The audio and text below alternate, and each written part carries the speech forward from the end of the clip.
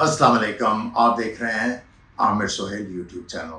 पाकिस्तान और ऑस्ट्रेलिया के दरमियान पहले टेस्ट मैच पर्थ में खेला जा रहा था। हम we were actually hoping against hope कि पाकिस्तान इस टेस्ट मैच में अच्छा करेगा।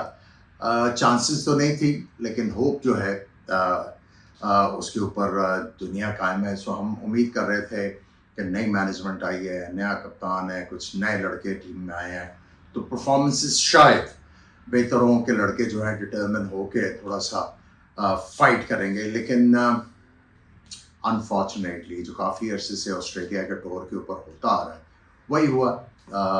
और आपको याद होगा इयान चैपल ने भी और काफ़ियों ने कहा था कि पाकिस्तान की टीम का टूर होना चाहिए कि नहीं होना चाहिए, लेकिन हमने आज तक कभी कोई सोचा नहीं है कि हमने अपनी क्रिकेट को किस तरह आगे लेके जाना है, हमने ऑस्ट्रेलिया में जाके अच्छा परफॉर्म किस तरह करना है। और चलता आ रहा है, चेयरमैन चेंज हो जाते हैं, नए चेहरे आ जाते हैं, लेकिन instead of moving forward we are back to square one.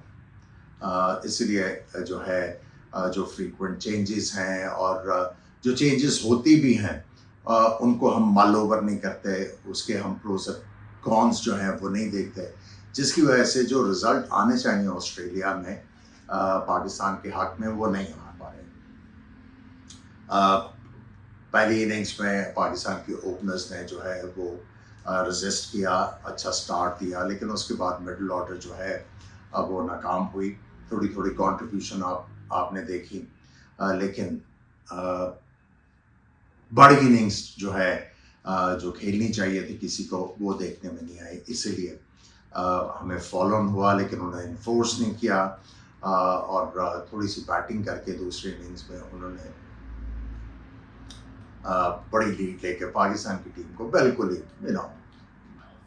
बिल्कुल बुलडोज कर दिया इस टेस्ट मैच में, स्पेशली सेकेंड इनिंग्स में जो बैटिंग लाइनअप थी। आप अगर मेरा पिछले जो मैंने वीलॉग किए थे पाकिस्तान टूर पे जाने से पहले, तो प्रैक्टिस के बारे में जो हो रही थी, तो मैंने कुछ चीज़ों की निशानदेही की थी कि ये करना ज़रूरी होगा पाकिस्तानी बैटर्स के लिए और बॉलर्स के लिए।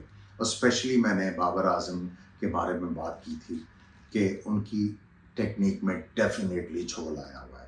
उनका बैकफुट जो है वो बिल्कुल मूव नहीं कर रहा है, is just hanging is bat, या वो वाला कॉन्फिडेंस वो उनमें नज़र नहीं आ रहा। सो इतना टाइम उन्होंने गुजारा जो ट्रेनिंग कैंप था, लेकिन किसी ने उनका जो वो झोल है वो आइडेंटिफाई नहीं किया।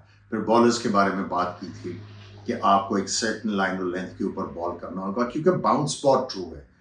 जो बॉल आप पाकिस्तान में करते हो थोड़ा सा back of the length, lack of bounce की वजह से बैट्समैन को जो है वो डिफेंसिव टेक्निक के साथ उसको खेलना होता है। लेकिन यहाँ पे चूंकि ट्रू बाउंस है, यहाँ पे पुल भी लगती है, forcing shot on the of side लगते हैं, तो इसलिए पाकिस्तानी बॉलर्स ने भी जो है वो स्ट्रगल किया। शाहीन शाह अफरीदी, मैं काफ़ी अरसे से ये कहता आ रहा हूँ, ये पाकिस्तान के कुछ जो फास्ट बॉलर्स हैं जो उनमें एक वीकनेस नज़र आती है, वो मैं उसका बार बार जिक्र कर चुका हूँ कि ये अपना शोल्डर इन्वॉल्व नहीं करते।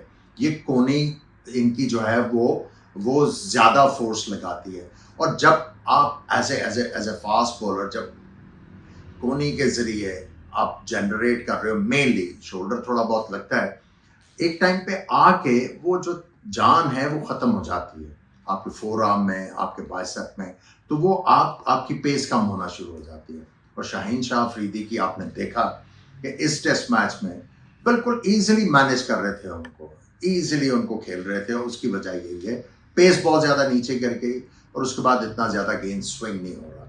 और टेस्ट मैचेस में तो वो वैसे भी इतना ज़्यादा ज़बरदस्त परफॉर्म भी नहीं करते थे, और उनकी फिटनेस के ऊपर बहुत ज़्यादा बात हो रही थी, और अब हमने उनको बना दिया कप्तान। अल्लाह ताला रहम करे, क्योंकि मैं समझता हूँ कि शाहीन शाह अफरीदी को इस टाइम कप्तान बनाना थोड़ा सा उनके ऊपर बर्डन डालना है। आई होप कि उनकी परफॉर्मेंसेस बेहतर हों, आई होप कि उनका जो प्रॉब्लम चल रहा है बॉलिंग में वो आइडेंटिफाई हो सही तरीके से और वापस वो अपनी फॉर्म रिगेन करें। देखिए, ऑस्ट्रेलिया में जो सबसे इम्पॉर्टेंट चीज़ है बैट्समैन के लिए, वो आपने नाफ के अंदर गेंद जब तक नहीं लेंगे, आप इस तरह खेलेंगे एज लगने के चांसेस है। नाव के अंदर लेंगे तो इसका मतलब है आपने लाइन टोटल कवर की हुई है, लेकिन अनफॉर्चुनेटली ये चीज़ें जो है वो हमें देखने को नहीं मिली। एडजस्टमेंट की हुई है, जो जो रिक्वायर्ड हैं एडजस्टमेंट वो की हुई है, लेकिन उन एडजस्टमेंट को उनका फ़ायदा उठाना वो अभी तक हमारे बैट्समैनों को शायद अंदाज़ा नहीं हो सका। और शान मसूद की बात कर लें, पहली इनिंग्स में बड़ा पॉजिटिव खेले, अनफॉर्चुनेटली आउट हो गए, दूसरी इनिंग्स में भी आउट हो गए।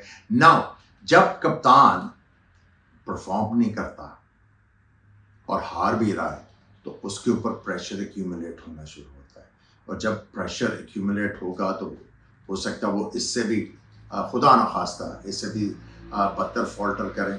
सो मैं समझता हूँ कि ये जो पाकिस्तान ने वर्ल्ड कप के बाद होलसेल चेंजेस की थी उसका आपको खुमियाजा तो भुगतना पड़ेगा।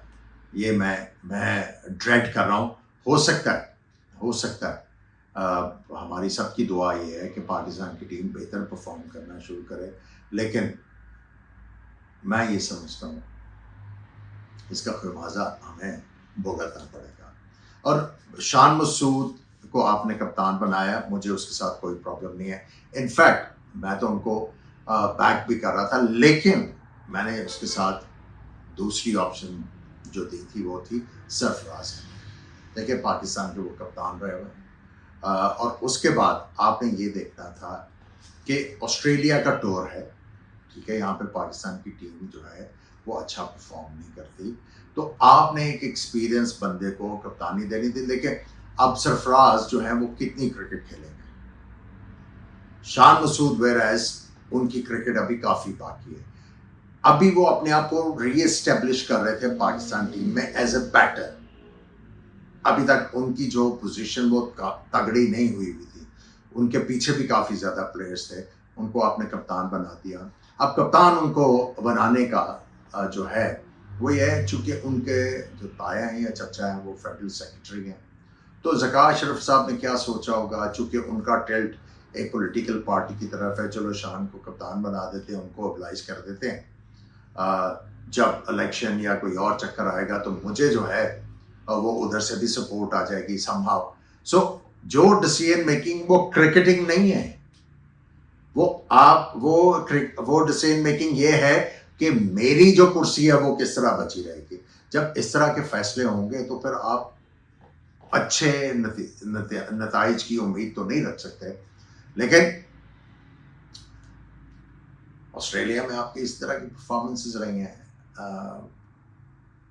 अब लेट्स होप कि पाकिस्तान टीम अपनी परफॉर्मेंस अगले टेस्ट में इससे बेहतर करेगी।